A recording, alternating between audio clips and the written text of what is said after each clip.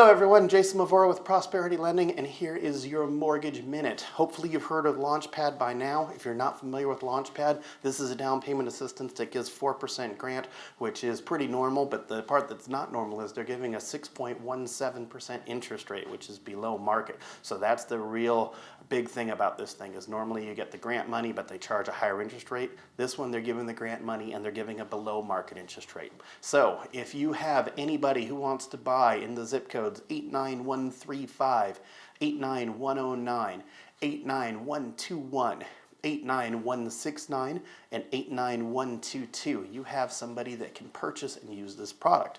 Also, any unincorporated areas, like I mentioned, or any of the cities outside of the Las Vegas area that have a population under 150,000 people can qualify.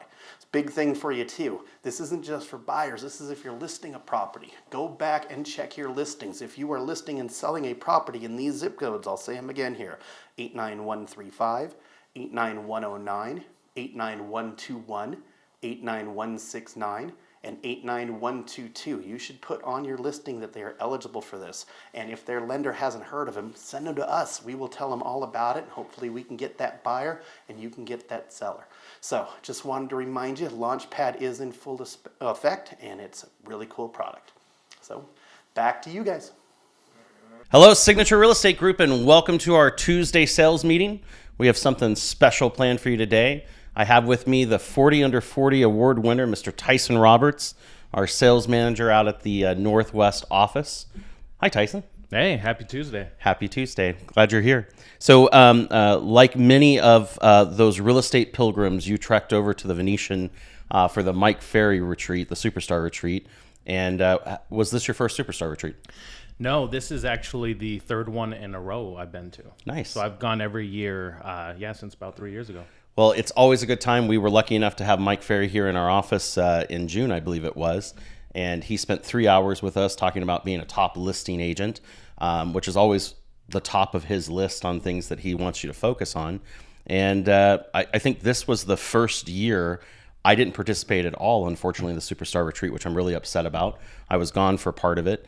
And so you have, I believe, 9 or 10 points that were your top takeaways from the retreat. Is that right? Yes, I do. All right. Just as good as going to the retreat. So what we're going to do today is we're going to share with you those takeaways and discuss a little bit about how you can put each one of those into your business practice. And so, Tyson, take it away. Tell us where the venue was and what it was like and what did you have for lunch each day? So it was good. 3 years ago, he usually does it at the Venetian. Yeah. Last year, he did it at the Caesars Forum, which I liked. It was a bigger convention center. But he decided to go back to the Venetian. And, of course, they were doing some renovations in the original space. So we moved. Did you go on a gondola ride? No, I didn't get a chance to make that. But they did a couple floors up. But it was really nice. It was a little bit of a smaller kind of venue. A little bit less people this time, but overall it was really good. I like what they have set up at the Venetian. So I heard he had around 3,000 people this year, which usually it's like 4 or 5. And I think that's because now he hosts multiple events throughout the year, not just one main event, one Superstar Retreat for the entire nation. And so that's kind of cool because you get a little bit more familiarity with the people that you're in there with, and hopefully you get some more referrals. I had multiple people come back from the retreat saying that they got referrals while sitting next to somebody from out of town, and that's always one of the best parts about, besides the good information. Did you get any referrals from the group? No referrals, but we actually almost signed up the lady I got a coffee from every day. She's working on becoming a realtor, so we should get her over here at the brokerage. Well, that's like a referral. Yeah, exactly. But no, it was good. I mean, not like you're going to get one right at a second. I know some people had some opportunities. One of our agents, Iola, actually picked up a buyer from one of the ladies that was working the event. But I think the biggest thing is just being exposed and getting your name out there too. So not exposing yourself, but being exposed to people. I get what you're saying there. Exactly. Well, tell us your first takeaway from the retreat. So one of the big emphases he kind of opened up with was the fact that the biggest issue actually facing our industry is getting agents re-engaged. Oh, okay. And so what he meant by that was, I mean, we've kind of had a lot go on the past couple of years, right? We had a global pandemic that kind of changed the way we did business, and then now we're facing a lawsuit. So he said the biggest issue that a lot of brokerages across the nation are facing, and agents themselves, is not getting back engaged, not coming back into the office, not getting back to the day-to-day routines. Yeah. And that's actually been one of the biggest focuses, trying to get agents from a lot of brokerages across the states. Yeah, it's definitely something we've seen here at Signature. I mean, one of the reasons why we've gotten so good at video meetings and doing this, hopefully you think we're good, was the fact that we had to make that accessible for everyone that was at home or working from home, so that they had the ability to tie into it. And what's interesting, we used to have a sales meeting, as you remember, at the Sunset office, where we'd get 90 to 100 people that would come and participate and have breakfast, and we'd be packed in there into that huge room that we had. And now we'll get, 30 or 40 that will be in person at the office at Spanish Ridge or Green Valley. And then we'll have 50 or 60 online that'll be watching. And then we'll have, several hundred that will watch the sales meeting after that for the week. And so I think that it's a really hard thing, that we love to have the engagement. We love to have everyone, in the office and participating, because that energy makes all of us happier and doing better business. And for years in my business, I used to actually see that if I was around other people that were doing a high level of business, my business would increase. Well, that's the interesting thing I've realized, and I've been guilty of it myself, right? Well, I could do this from home, or, Sure. I could take this meeting from home. We could do it online and everything.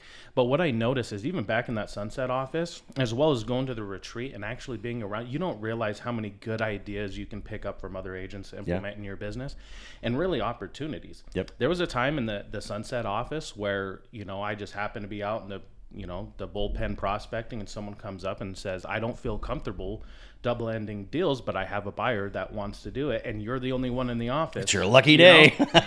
So, not saying that's going to happen every day, Yeah. right? But there's opportunities that come from coming and being present and working with other agents. Yeah. Because people don't realize it takes a lot more discipline than you realize to actually be productive and work at home. Well, it's ironic because, we market our locations. We actually do have people that will walk in and say, I want to buy or sell a house, and they have no agent. They just saw a real estate company and came in.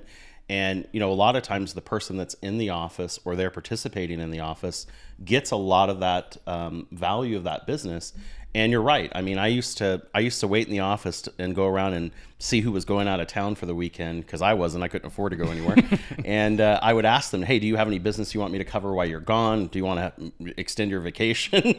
Could we work out a referral fee, and I'll show them property, because it was easy business, because people do have a lot going on. But when you're there participating, you have a better chance at having more of it. So great point. Re-engagement is huge. What's number 2? So, to nobody's surprise, number 2 is prospecting. Oh, yeah. And he actually hit this pretty hard. And so do we at the company, right? It's the lifeline of your business. Sure. But he really made it a focus to circle back to that. And I think the biggest misconception with when people think Mike Ferry and his sales training system is, oh, well, I don't want to do the cold calls or the expireds or anything like that.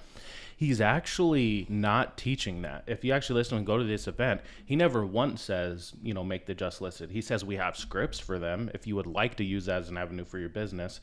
But I also tell some of the mentees and people we work with in the office, like, it doesn't matter to me if you're out in front of Walmart handing out business cards. If you're talking to people on a daily basis, business will come. Yep. That's what he says too. It's even if you're the worst agent in the world, right? If you're talking to more people than the best agent in the world who's talking to nobody, you're going to get more business. It's true. It's a numbers game. Mm-hmm. And I think you're right. I noticed that he never really says you got to do anything. You have to go door knocking or you have to cold call. He does always talk about, it's a number of contacts. And so when he was here talking with us, he talked about the fact that you should be prospecting 2 to 3 hours every day. And I think a lot of people are lackluster in what that 2 or 3 hours is or what they do. And you can't just sit in your office and work on your email and sit on Facebook for 2 or 3 hours and say, I prospected.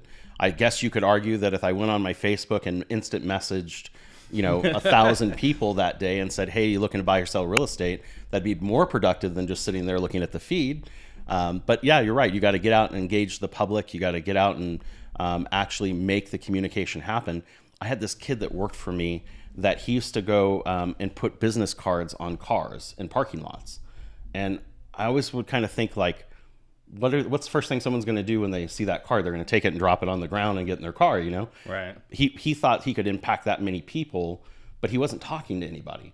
And so after doing this for several months, he said, I've run out of business cards. And so he stopped. But he turned it around and actually went and started just engaging in people in those areas and actually having conversations, got deals from it right away. So talk to more people. That's the focal point of the whole thing. Absolutely. And one thing you really hammered home is like his schedule, and there's a point kind of where we get to the schedule, so I won't go too in depth in it, but I mean, there's really not a lot that should be our job, and the number one part of it is just prospecting. That's it. Prospect, go on appointments. If you don't have any appointments, continue prospecting. Yeah, there's a thing we used to do called the 100 contact challenge, right? So we'd get a phone book, yellow pages, white pages, doesn't matter as long as you're calling people. Funny enough, in that challenge, I would always get down to the end and I'm like, man, I need some more people to call. I would actually call the yellow pages, and because businesses answer the phone and someone works at that business and they'll say hello, and you can jump right into your script and say, hey, do you know anyone looking to buy, sell, or invest in real estate? And they'll be taken back a little bit, but then they'll actually talk to you because they want business. But another way to do it, 100 contacts in a day. I think that the important part is that, when it comes to prospecting, you've got to make sure that you're diligent in it, you're consistent in it. It has to be a daily thing. It can't be a once in a while thing. And we always talked about the seesaw of business, right? So why does the seesaw happen? It's because agents get really motivated. They prospect, they create business, they work on the business, and they stop prospecting. And so I think it's always a cornerstone of your schedule. And I know we'll probably talk about schedule, but making sure that you have a daily initiative to prospect and lead follow-up and do those things. It's huge. What's number 3? Number 3 is pre-qualifying. So this is probably the second point he hit the hardest, and now being more important than ever. Yeah. So of course he has his pre-qualifying script, but like when you're going on a listing or when you're going, setting a buyer consultation appointment, how important it is to pre-qualify. And what happens is agents don't prospect consistently. So the one time someone raises their hand and says they want to sell or buy, they'll do whatever and bend over backwards just to make it work, right? Oh, I'll run and meet you at house, or okay, I'll cut commission or do whatever. But pre-qualify, and don't be afraid. If you build up and you prospect consistently, you can pre-qualify. And if someone doesn't want to answer your questions, or someone doesn't seem like they're a good fit, don't work with them. Yeah, I always think of Chris Farley and Tommy Boy. When he says, I'm going to take my deal and I'm going to love it. And he just, he kills it. And it is true. We're going to enter a marketplace now where every client on a buyer side has to be contracted with you. And the worst thing in the world is that you go out and you create contracts with people that can't buy. And so now you're focused on initiatives for people that can't do anything. It's a waste of time. And so pre-qualification now will be very important because you'll have to make the decision whether you want to give your important commodity, which is your time, the time you're taking away from your prospecting time, and give it to people that aren't ready to go. And I think there's a big difference between someone who said, I want to buy, and someone says, I'm ready to buy, right? And that's what pre-qualification is all about. I know he offers a script too on that so that you can actually ask those questions. Yeah, and I think the biggest thing is, every agent's done it, right? They went and sat at a listing presentation, and the seller's not very realistic. Yeah. Hey, I want 900,000. Well, hey, it's probably worth 450.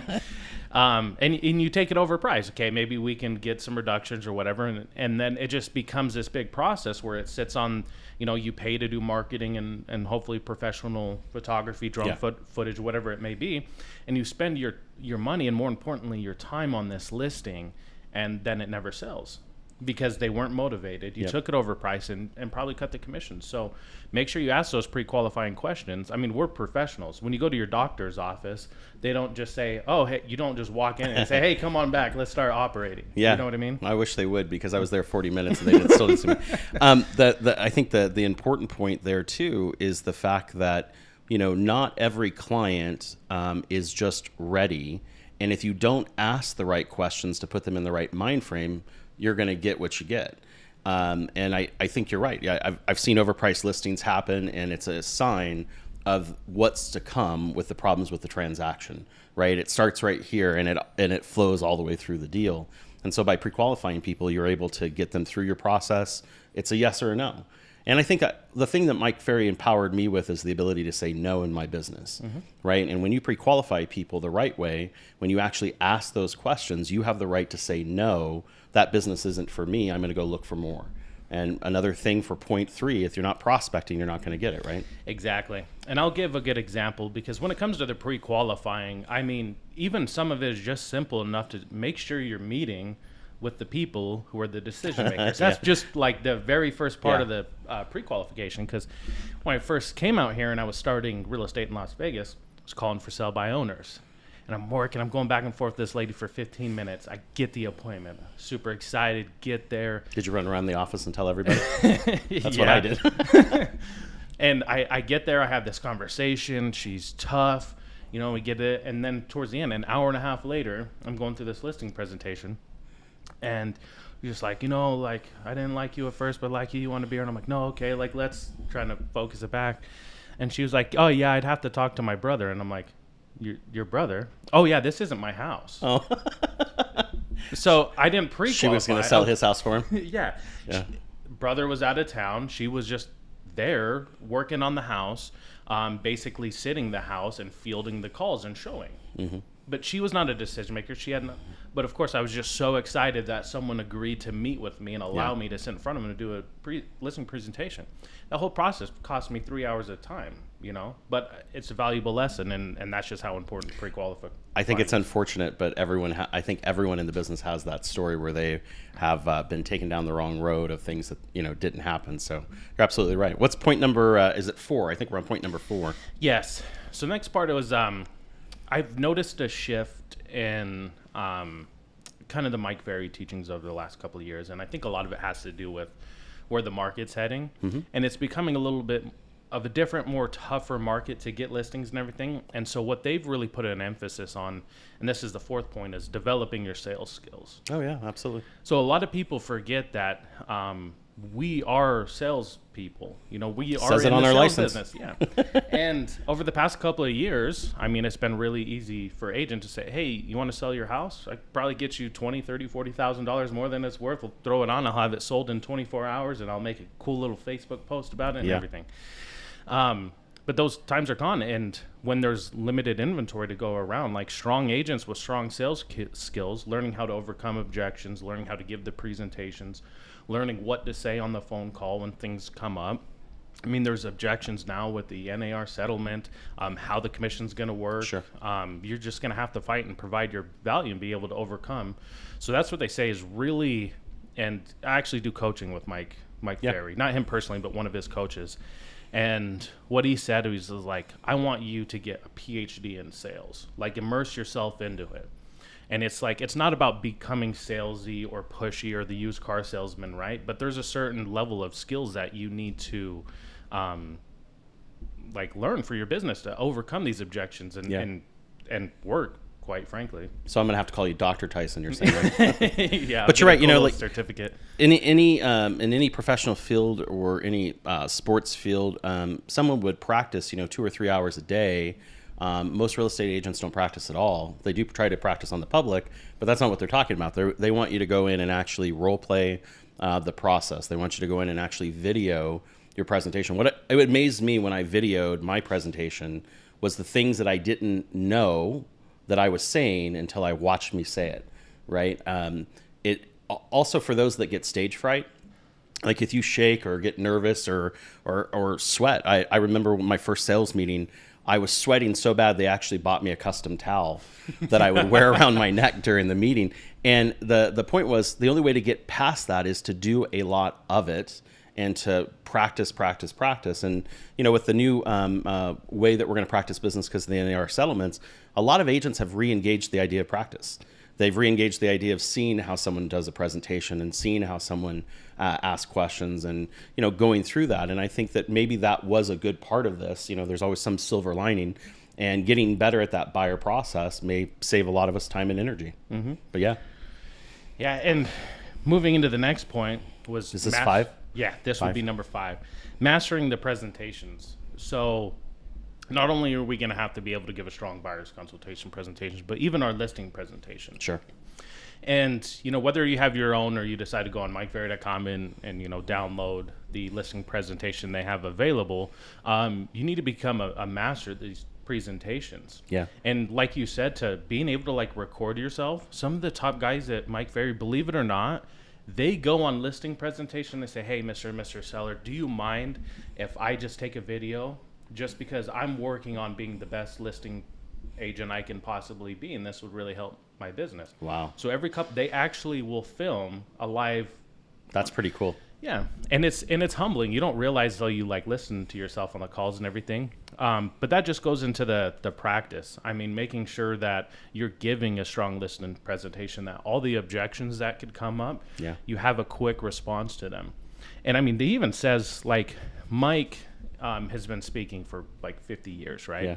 And if you always notice, he has his script in his hand, as do I. It says people.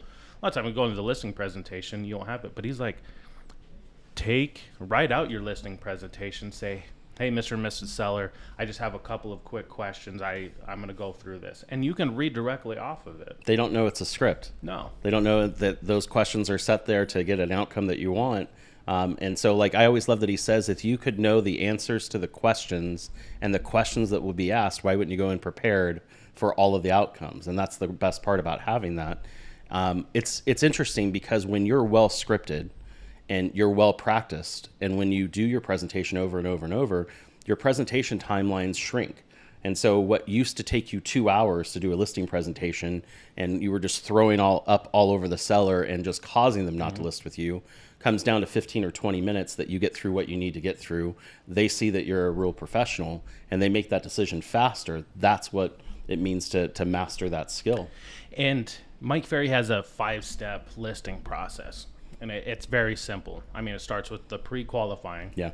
Then you're going to send them, a pre-listing package, and he puts in there the price, he puts in the commission, he puts in the marketing material, make sure it gets delivered the day before. And he always says, well, if they're going to be pissed off that I charge X, Y, or Z, Sure. or if I'm saying their house is worth this, I want them to be pissed off when they're reading at the dinner table. And he made a joke, and he was just like, I want the husband and wife to get mad about it to each other. I don't want them mad at me. Yeah. And he's saying that nobody could be, actually that mad or carry it over for 24 hours. So then you call and you confirm, and they'll say, hey, did you have a chance to read it? Yeah, your price is ridiculous.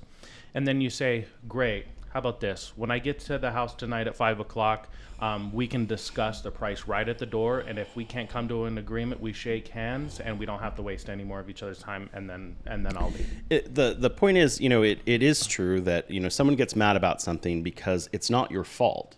It's not your fault their home is only worth $500,000, not $1 million. It's not your fault their home is in bad condition because they didn't keep it up. It's not your fault the market changed. And so I think the problem is a lot of agents take responsibility and they take it onto themselves that they cause these things to happen. And I used to get upset with my clients with them. Man, this sucks. I can't believe the market won't allow your house to be worth that. Mm-hmm. And it's just another objection that the seller has to get over, just like many of us were pissed about the new things that go on through the settlement. And I'm pissed right along with you, but we got to accept it and we got to move on and we got to make it happen in our business. But you're right. They'll come to the realization when the home doesn't sell or that things aren't happening that you're right. But you don't have to tell them you're right. You just have to be there and allow them to get upset. I think so many people get so mad when someone else gets mad that they think that they're mad at them. I don't know necessarily those sellers always say, I can't believe what you did. I can't believe it is usually what they say, right? So. And one thing I've gotten really good at the past year is realizing, because I have like an S or amiable more so personality. Sure. Like I want people to like me. I get it's really tough. a little sensitive and everything.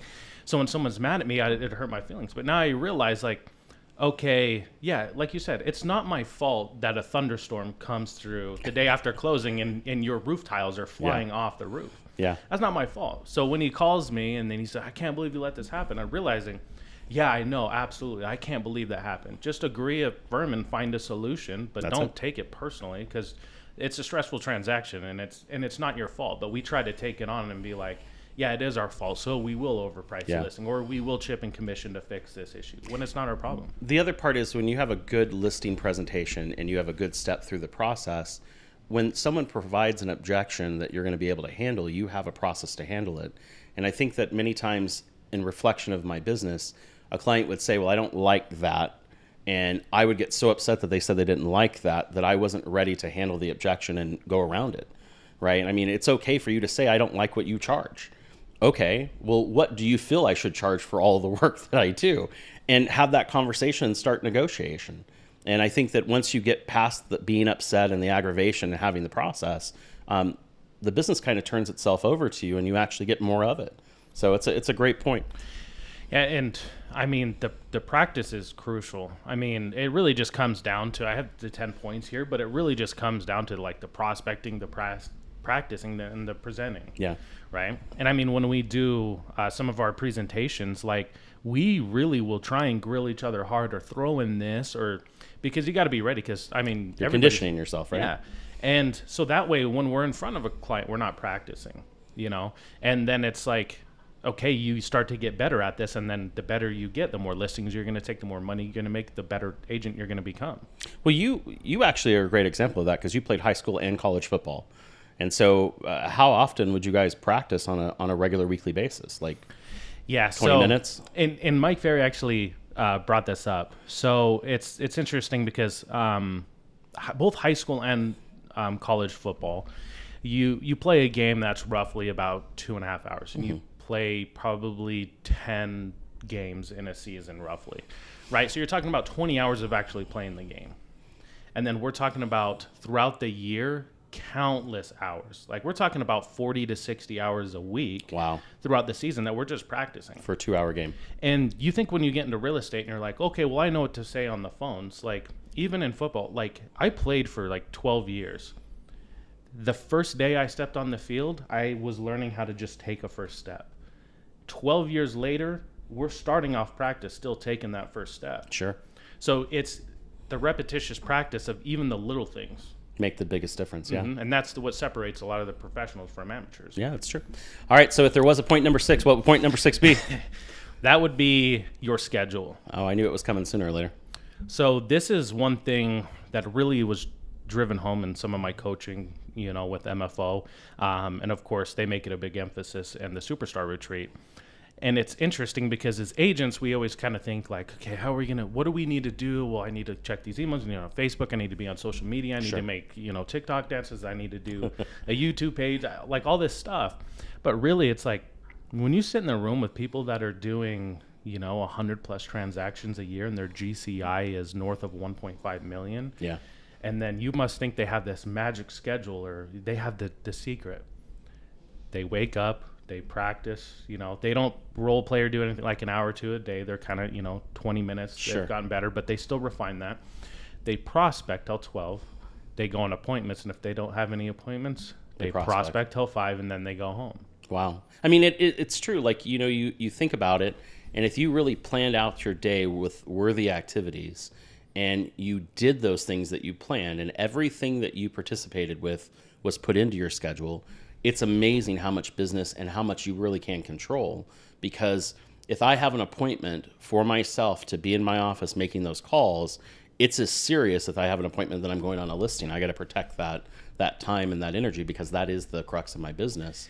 And that's how I make my money. Absolutely. And what they say is, it kind of felt like a trick question, but they were asking, okay, what's more important, that you're prospecting or going on a listing appointment? And everybody thinks, well, going on that listing appointment, right? Yeah. That's what the prospecting is for. Chicken or the egg? Yeah, but it's the prospecting. That's the lifeline. That's going to get you more listings. Yeah. And that's what he preached too, is he was like, well, how do you celebrate like the good wins, but how do you also celebrate like the bad when you don't get that listing, when you got fired, whatever it may be. And it's like, well, get back on the phones, and I would go get 2 listings. Yeah. 2 listings would make me a lot happier and make me forget about losing the one, right? And you'll wait until it comes back around because it was overpriced to begin with. And I'll tell you, Mike Ferry's schedule when he was doing real estate, and everybody who coaches directly with him, they almost have the blanket same schedule. Yeah. They're in the office by 7:30. They prospect from 8 to 11 or 11:30. They lead follow-up until 12. They take their lunch break. They return calls. They do admin work from about 1 to 2, 1 to 3. So they always have the 2 hours to do that. And they're working on delegating everything, to transaction coordinators, other vendors and everything like that to protect that time. And then when 3 o'clock rolls around, they want to be out going to appointments. And if they're not going to appointments, they're getting back on the phone. Yeah, and to your earlier points, if your appointments are only 20 or 30 minutes because you're skilled up and you're ready to take that listing and you've already pre-qualified the client, you could have 2 or 3 listing appointments in an afternoon, take 2 or 3 listings in an afternoon, and then go back the next day and hand those listings off to your infrastructure, the people that you have supporting you, and start the process over the next day. And there are people in our marketplace, there are people at our company that are taking 15 to 20 listings that happen every single month because they're aggressive like that in their prospecting. And there are people in our marketplace that are doing even more. And so it does happen. It is possible, but it does take, you can't just get your license today and do it tomorrow, but you can prospect that way. You can get your license today and prospect today and make that business start to happen. There was one lady they brought up onto a panel, and she brings her assistant. She has a very high driver personality. She gets in, like, her listing presentations come down to about like 10 to 15 minutes. She has her assistant with her, basically says, hey, nice to meet you. These are things we're going to do this out. You ready to sign? Okay, this is my assistant. She's going to take you the rest of the way. And then she leaves for the next appointment. Wow. She doesn't even get them signed anymore. Wow, that's crazy. She's doing 170 transactions. But you think, okay. Can you imagine that? You just sitting there at the table and the agent gets up and walks out and now you're signing your documents. Like, is this for real?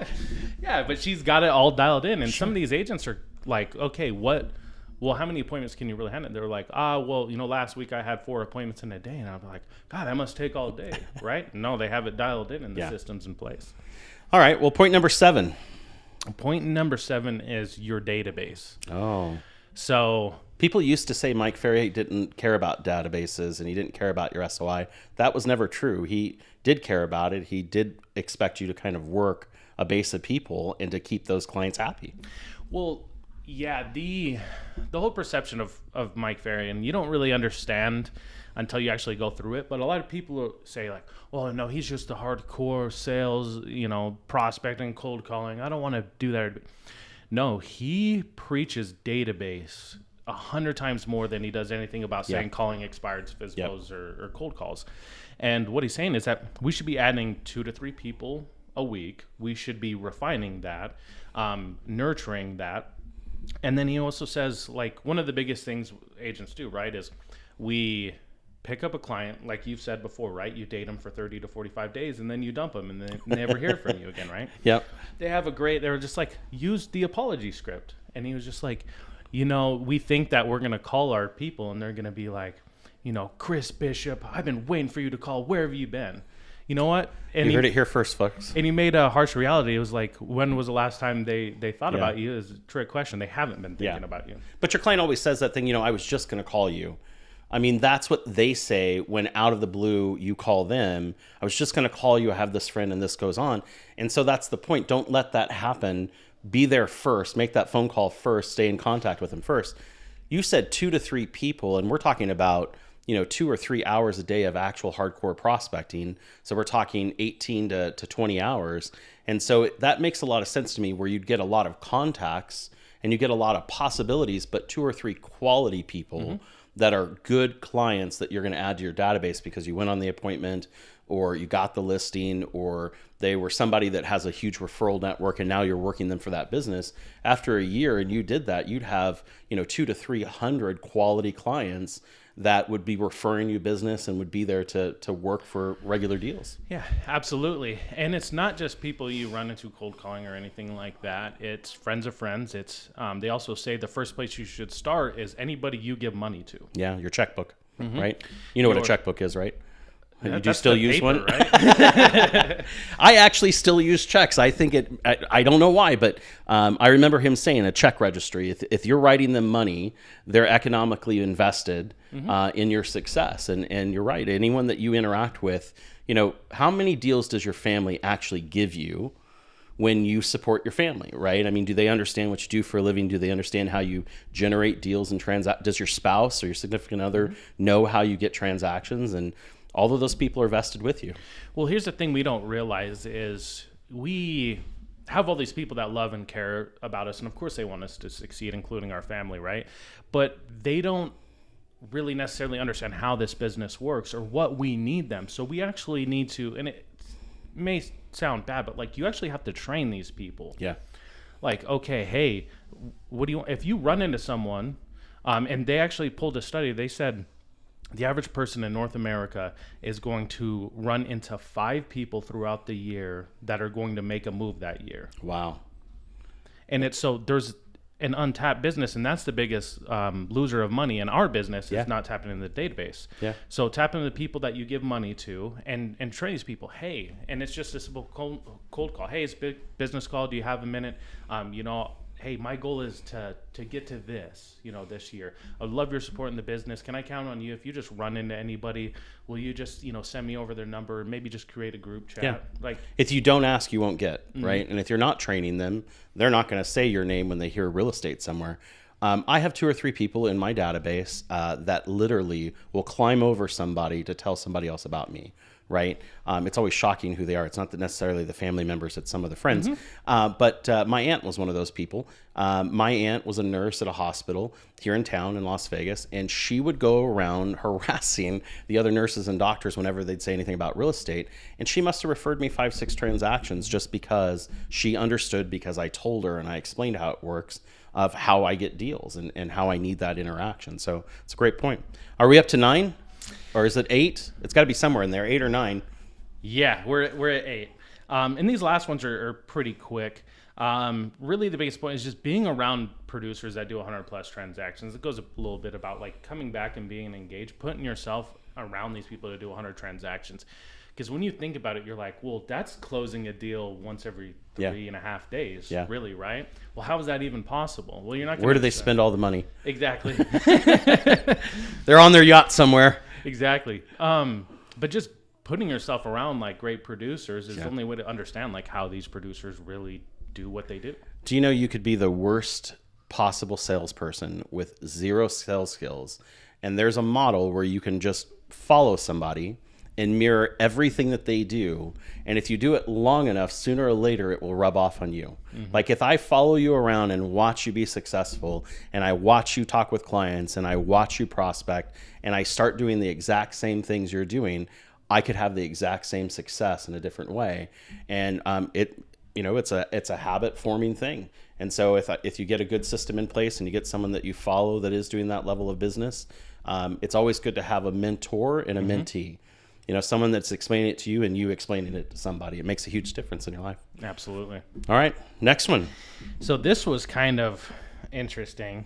This one was, Mike was saying that, so now going forward, 80 to 85% of your business should be listings only. Your buyers really should only come from a couple of sources. A highly qualified, highly motivated buyer, a buyer from one of your listings. Again, that's highly qualified, highly motivated.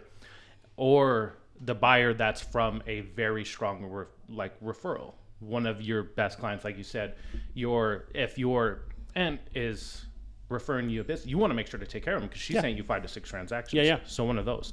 And then when you really think about it, and it's kind of increased, and I'm sitting there watching all these 100 plus transaction producers. Well, last year they were breaking down, they were like 75-25. The year before they were like 60-40. And what I've noticed is that gap is growing wider and wider. These agents are going out there and taking all the listings. And really, if you start becoming a strong listing agent, does it really matter what happens with the lawsuit? I mean, essentially, yes, it does change the way we do business. But you're not as affected. Wouldn't you rather have 10 listings and then you have to worry, then everybody who's bringing you buyers on those has to worry about the buyer brokers will have this compensation, all that stuff. Just get out there and list property. Yeah, it's interesting because if you were to try to close 100 buyer transactions, that's a lot of work. But 100 listings can be managed and delegated and processed out where you could actually have amazing systems in place to make those things happen and be seamless with it. But it's hard to do that with the process of showing. You would need an army of buyer's agents, to show homes and do that. Because could you imagine having 20 buyers in 1 month trying to put all those deals together, getting them into homes and the homes falling out? I mean, that would be a nightmare. And that's what you see, I think, in a lot of these numbers when you see large team production numbers. A lot of those transactions sometimes are buyer transactions because they have a lot of buyer leads. But you could become a strong listing agent and control the entire marketplace because then every agent out there works for you, necessarily, in a way, because they're bringing people to your property and you're moving on to the next one, on to the next one, on to the next one. it's a lot more manageable to have that process in place. And I know what people are going to say to this, and because I hear it, oh, well, but, you know, the feeling of giving the first-time home buyer the keys, it's a great feeling. I love helping the buyers. Like, it's Have you ever had the feeling of cashing a check? That's a good feeling, too. But it's like when you're building a sustainable business, and that's what we're trying to do here, right? Sustainability, that's a huge point for that. Exactly. Buyers aren't a sustainable or reliable source. Yeah, that's part of what we do in our day-to-day activities. But I mean, we're facing an inventory shortage that we've had the past quite a few years across the nation. We can solve that. Agents can solve that by prospecting and picking up listings. Yeah. I mean, in theory with this, it is the most important point, I think, so far, that if you are prospecting, if you're doing those activities, you will get listings. There's no question about it. And if you get listings, you will get buyers that you can decide or decide not to work with, right? Because listings generate buyers all day long. And a lot of the big websites, you know, like the algorithm websites, Zillows and Redfins and the things that are out there, they utilize those listings to generate all of those leads that they sell. And so if you're the listing agent generating your own listings, you can generate all the leads you'll ever need and, you know, be in that position to farm those out. I'd rather have 50 listings, referring them out for a 30% referral fee and getting those buyer referrals, you know, from that, and keep listing property. I mean, it's an easy model. Well, the highest converting lead in all of real estate is a sign call, when they call you directly off your sign. Yep. And it produces a lot of the leads. And it's funny because, you know, the prospecting is interesting because you get around agents and they kind of try it and they're figuring it out and, oh, it doesn't work. I mean, even these top producers, they're calling 15 to 20 hours a week. That's a lot. And they're just looking for, I mean, if you just get the one that will do business with you, that's 50 listings. That's 50 transactions. That's being a top producer in our marketplace. Yeah, it is.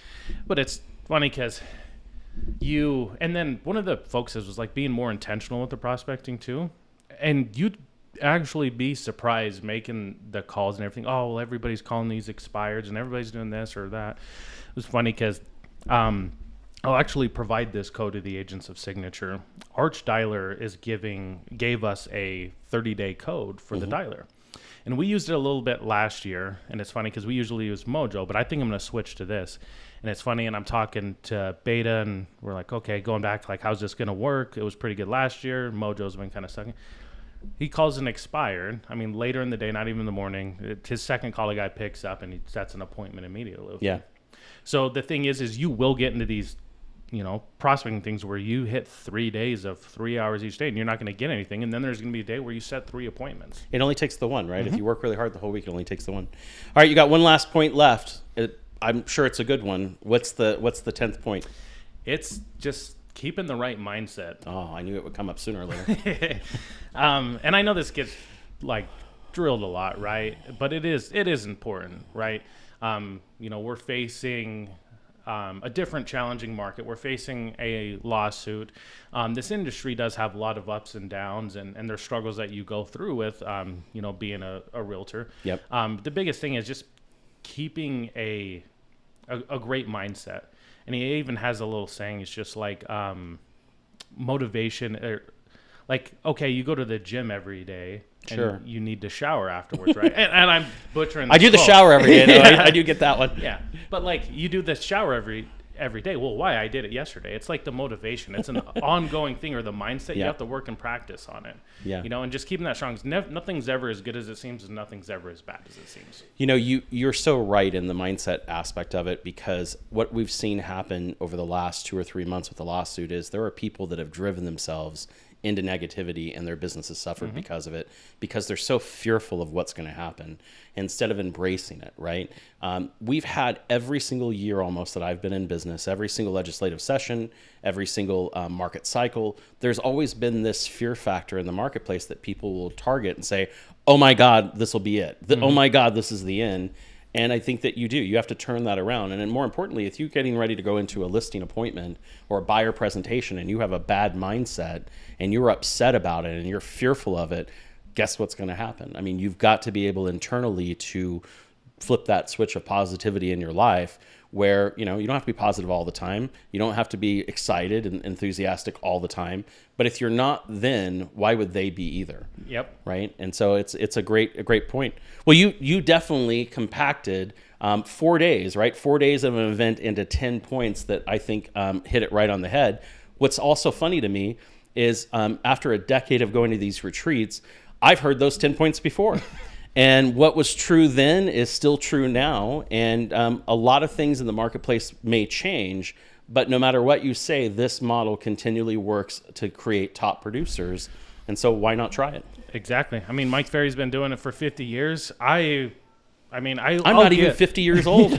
I'll get like new points and new thoughts and new things to implement in the business. Don't get me wrong. But I mean, I've heard the same things every single retreat, but it's beating it into your head, and it works because it's consistently produced top producing agents for the past 50 years. Yep. So give it a shot. Well, guys, you heard it here first. It does work. Tyson's been gracious enough to put those points out there. I know many of you also participated in the event. We'd love to have your comments here on the chat on the video. Tyson, would you be willing to share that with anyone who asked for it? Absolutely. Your points? Yeah, just send me a message in the app and I could get that over to you. He will. With that, guys, thank you so much for joining us for this sales meeting. We appreciate you. Hope you enjoyed it. Hope you got some great nuggets out of it, as Tom would say, and make it a great week.